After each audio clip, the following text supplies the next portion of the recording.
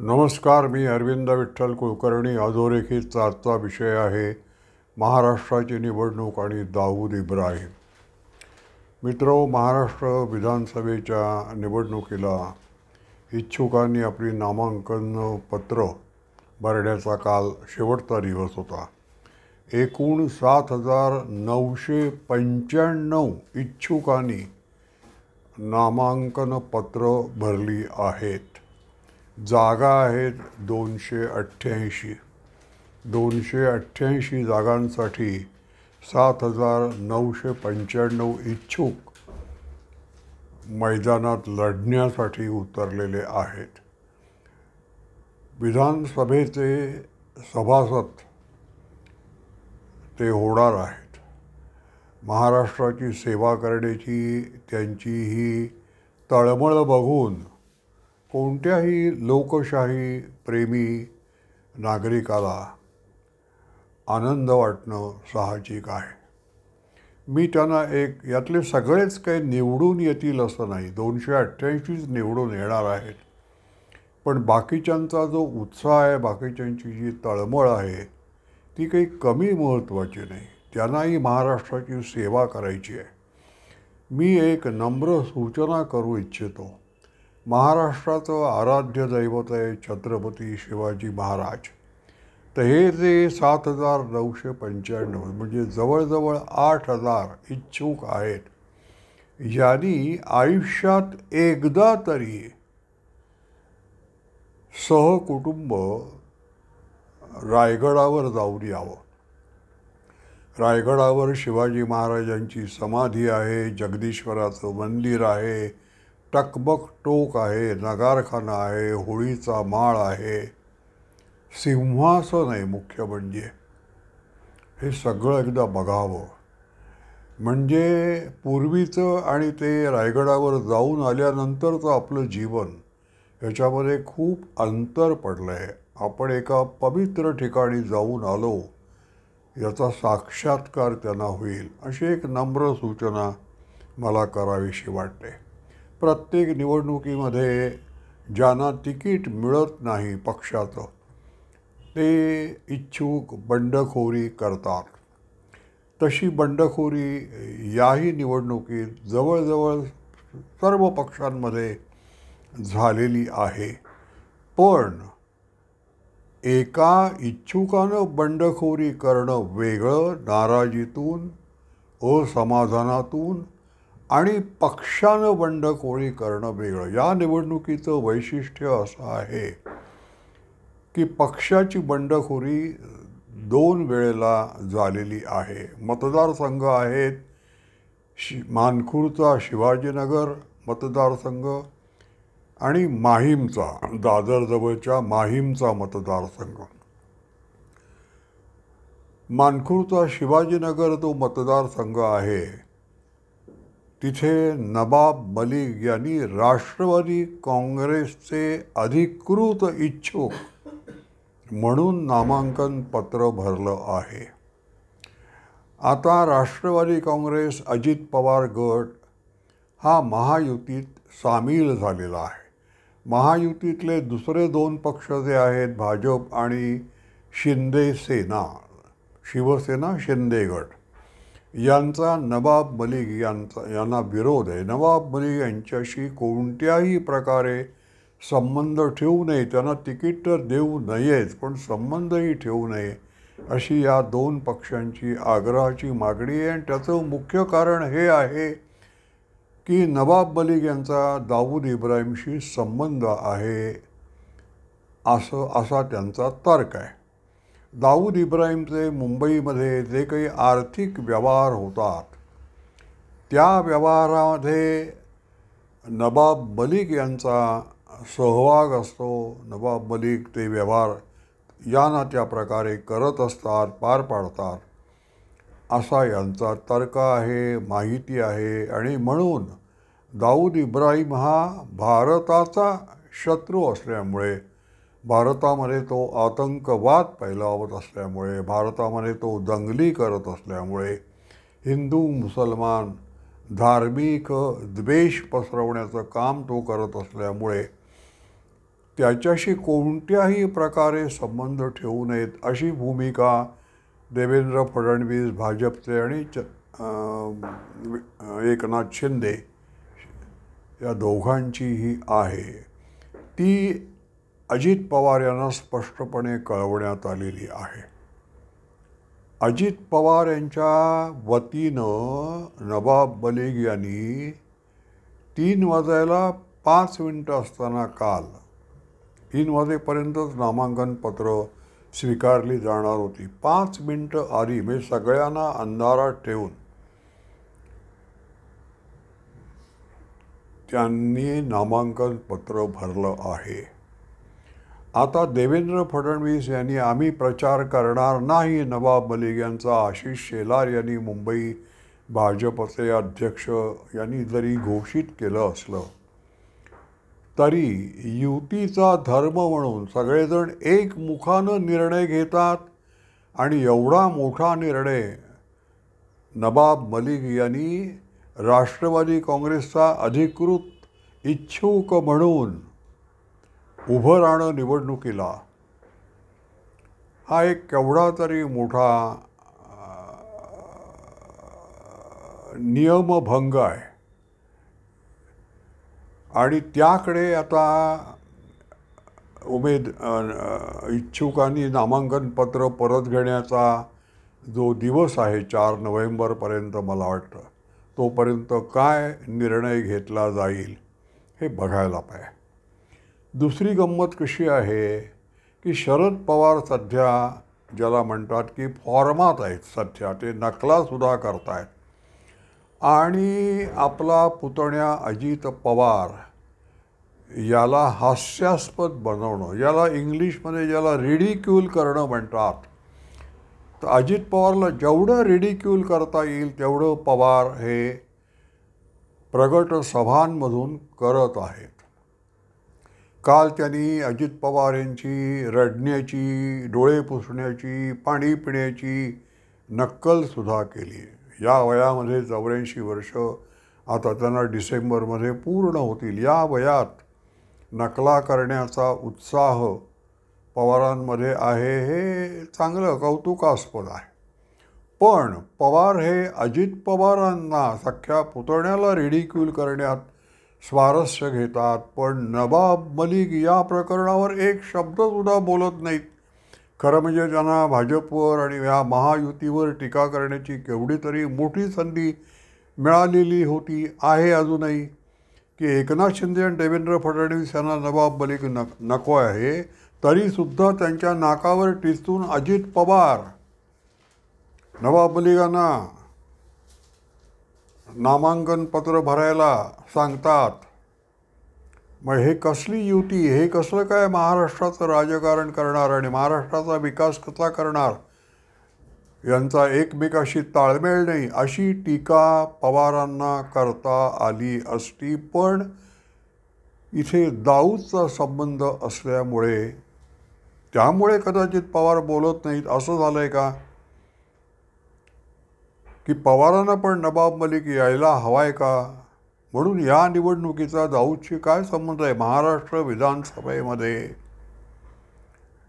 दाऊद इब्राहिमचा प्रतिनिधी कोणीतरी आहे असं व्हायला हवं आहे का, याविषयी नक्की पुरावे कोणाकडे काय आहेत ते त्यांनी मांडले पाहिजेत आणि हे प्रकरण एकदा धसाला लागलं पाहिजे.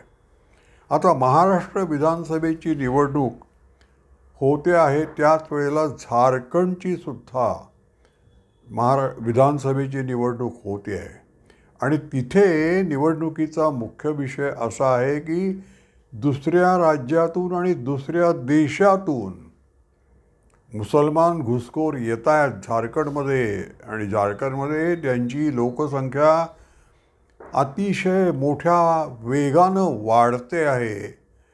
तर त्यांचं काय करायचं हा तिथे निवडणुकीचा मुख्य मुद्दा आहे.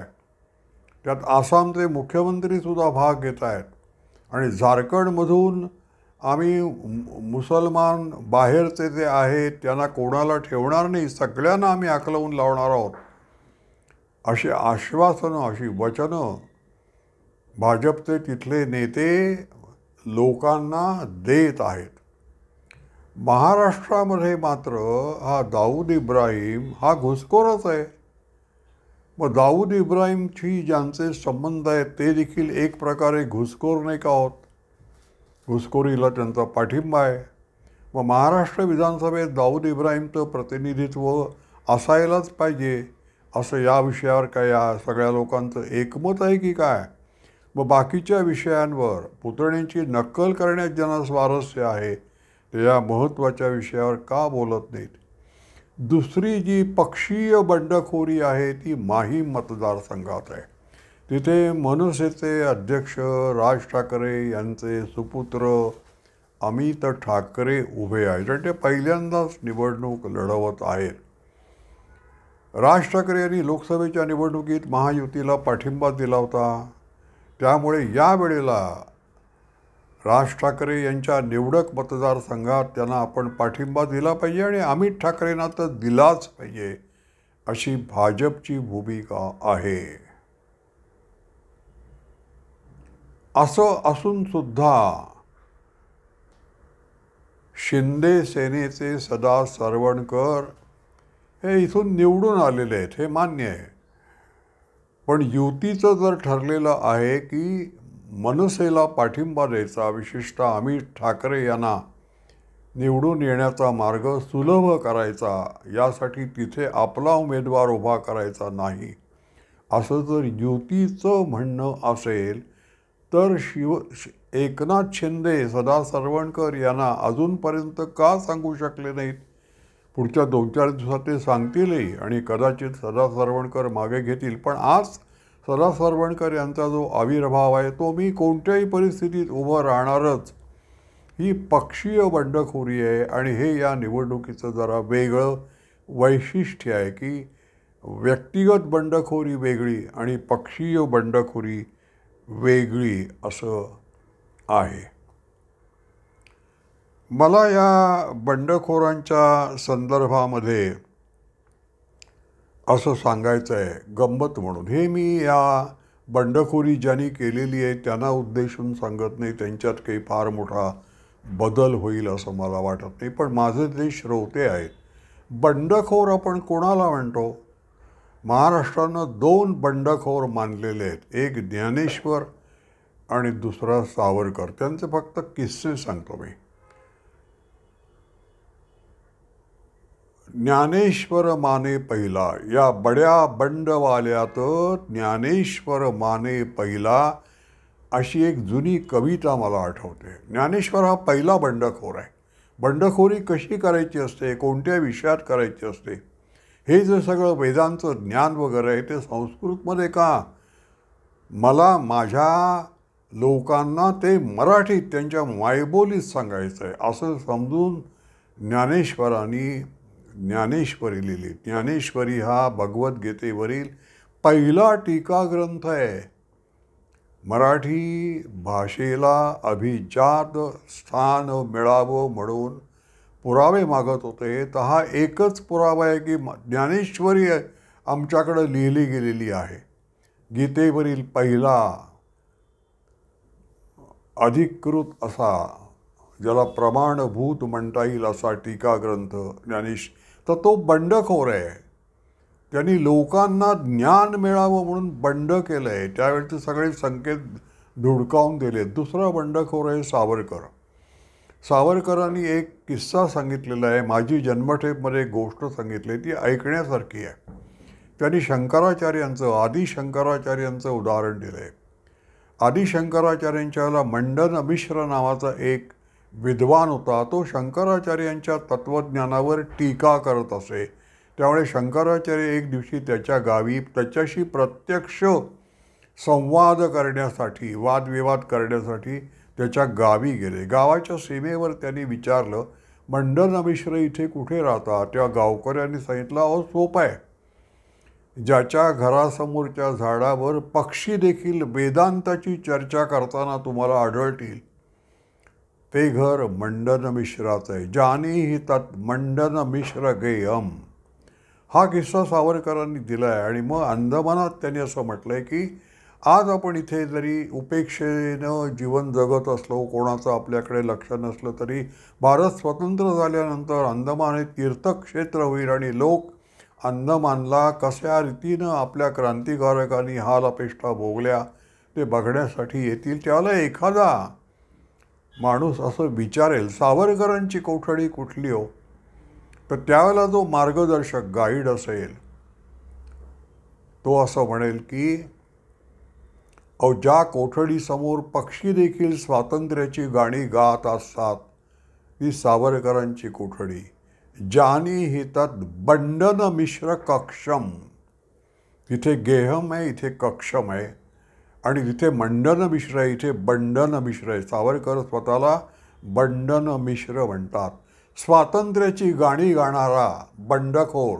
सावरकरांनी प्रत्येक वेळेला बंड केलं आहे. सशस्त्र क्रांती वाचून स्वराज्य स्वातंत्र्य मिळणार नाही, ही बंडखोरीच आहे.